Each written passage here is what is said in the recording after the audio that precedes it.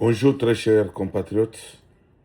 Bande konanga so bozali partout mbote na bino bakulutu bayaya baleki bande so boza partout mbote bola ikepe bo partager mbote na bino bayaya bakulutu nanga place bozali mbote bande ko ntozo kutana na tongo ya lelo pona ko ebisa bino ke fallait bolinga fachi. Po je n'ai jamais vu makamboyo to bandi ko kangona histoire mais ndeko na biso fachi azana vision ya Congo bande ko ngai sans plus tarder nazola kisebino eloko nini ya obotal awa tango tozola mukawa bazana kati ya kotonga babato omoni babato eza ebele tozotonga mais en fonction ba moyens tozana yango là nous sommes à 6-7 peut-être d'ici l'année prochaine nous pourrons monter à 20 bateaux. Tout ça, dans le poteau, la zone de développement économique. Dans la zone nord, Bakisangani Kuna, zone centre Mbandaka, Basankusu, Bwende, Komatili, Kolokuna, Ubangi, Batanga, Dongo, Bamonio sont à desservi.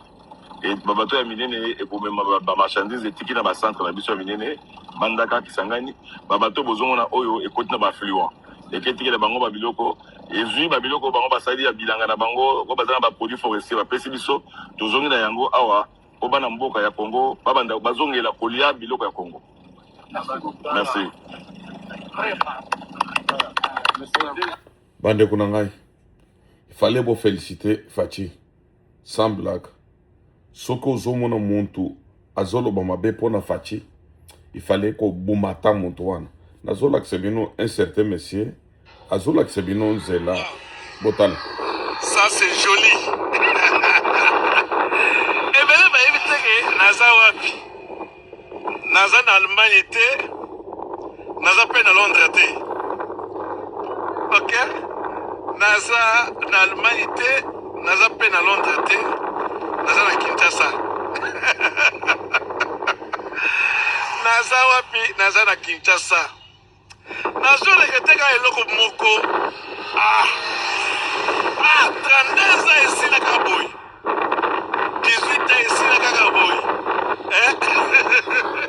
Bande Kunangai, Bozo Mona Makambo Fachi, Azo Sala na Congo, fallait qu'on félicite mon boy vraiment. Ezali très rare. Pona ko so batu ya bolingo ya mboka ya boye. Bandeko. Fachi tango tozola muka. Azana katia kosala nini pona Congo évolue kende liboso. Population bazala bien. Nazo senga ba Congolais. Bo imiter chef na bino même ba général Kasson musala bazo sala. Toko ebise bino makamunde nini. Tozolo ba butu moy. Fachi azana katia ko former ba jeune garçon ba ya ba militaire. Azana katia ba former ba jeune garçon ba ya ba oyo bazo sala na avec général Kasson bazo benga ngo ba bâtisseur. Nyuso wana. Monto boy bozo boya. Bande Kunangai, confusion ekotaki ya basango na basango. La position de la Constitution divise les prêtres. En République démocratique du Congo, le débat en cours sur le changement de la Constitution n'agite pas seulement à la classe politique, mais il s'est importé au sein de l'Église catholique où il diverge curieusement les avis des prêtres.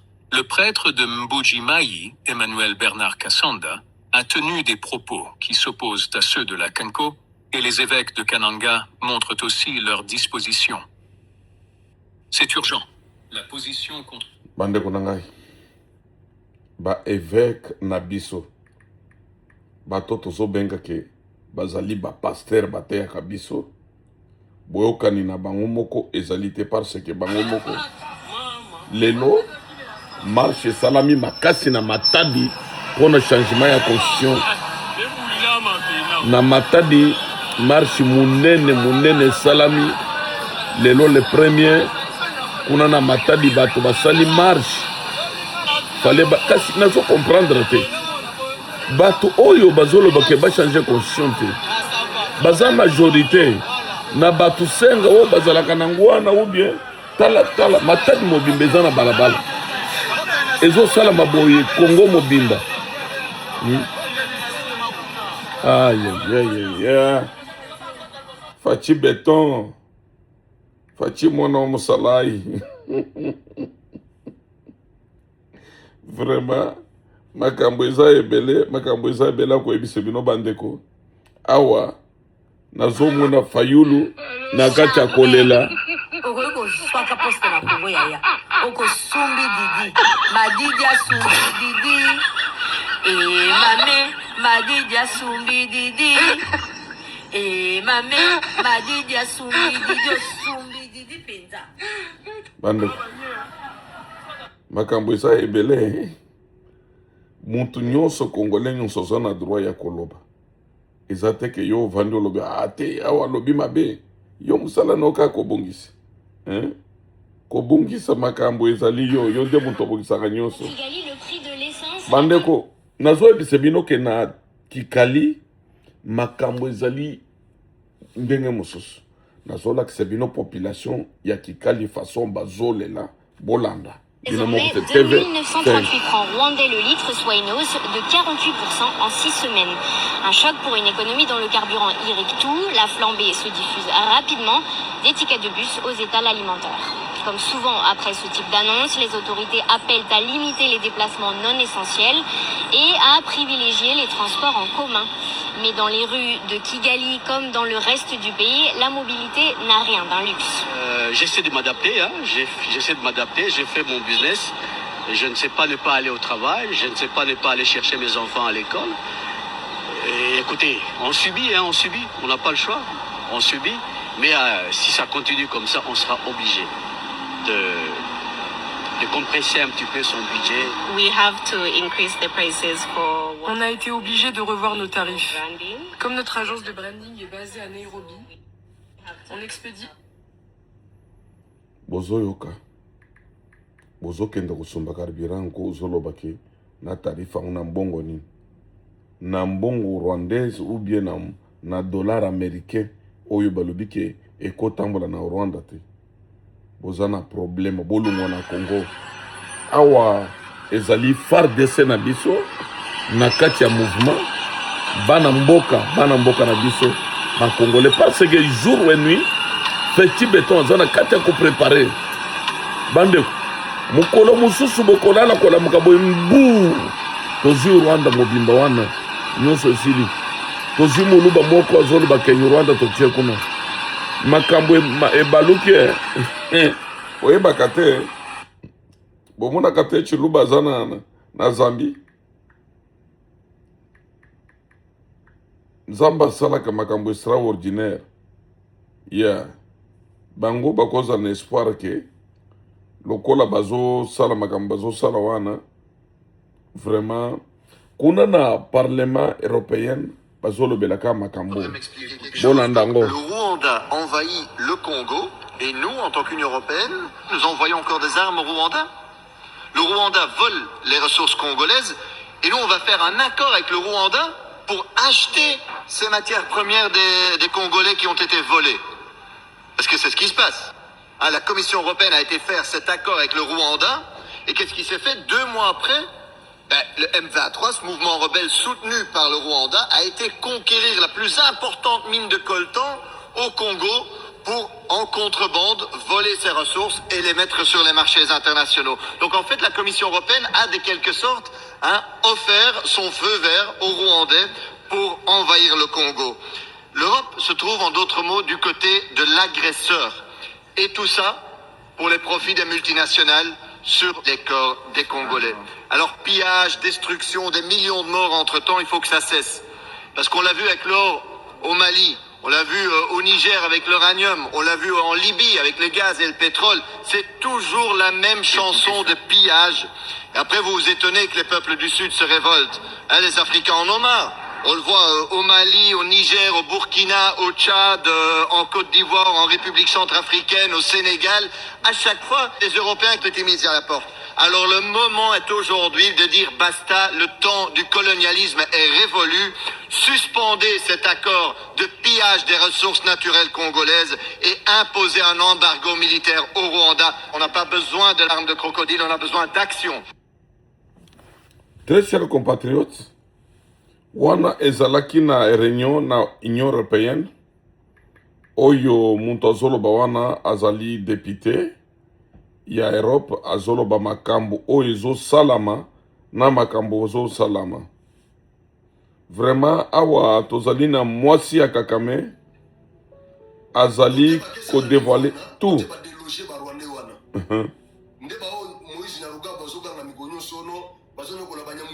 Yoka. Bino bokomaka na komba Banyamulenge, mais ils ont plan rwandais. Toyebi, ils ont plan rwandais. Bokoma kodembela kaka na Banyamulenge. Banda bokambi kabiso Banyamulenge na Congo apo bakoma ba Congolais na constitution na bino lokuta o ya Sen City. Bokoma kodembela kaka na sima ya Banyamulenge. Ce sont des Rwandais au Bazawana et belé baza ba Rwandais. Si on calcule bien penza bien. Banyamulenge à 59 baza sur belete. Et belé baza wana na minembo wana belé baza ba Rwandais. Na oche la bino discours ya mwasi ya Kagame, première dame rwandaise. Boyo ka discours na oche la bino discours na ye. Alingata na kombo ya Banyamuru yangu. Elongo na ebunge na mutu aye kotanga Banyamulenge. Bolanda ye. Ibitekerezo ibi byose bigize ipfundo ry'ubumwe bwacu butwerera imbuto z'ubudasa n'ubushishozi. Ariko Banyamulenge sorry. Bat oyo vraiment toyebite Benyam Rwanda balungwe na Rwanda na bango bazanke loko kosala bango nyonso bazo penser ka pona Congo, mais ta oyo ezata kolala te monto zo bondisa faci aza démon bande ko bolanda mama oyo makambo zo tokoti olanda faulu te ale 20 millions kabila pesie azo mwasi lelo bana na abisa na nzela ça va. Deuxième question la vie c'est ça. Le président de la République a changé la constitution. Il y a besoin de la mboka. Vous n'avez l'impression les amis. En tout cas, papa,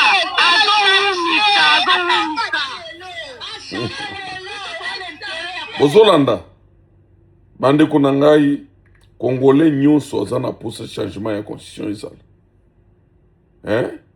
Okomona babatisere bazoyimba nzembo bazombela faci bolanda bango boyoka nzembo.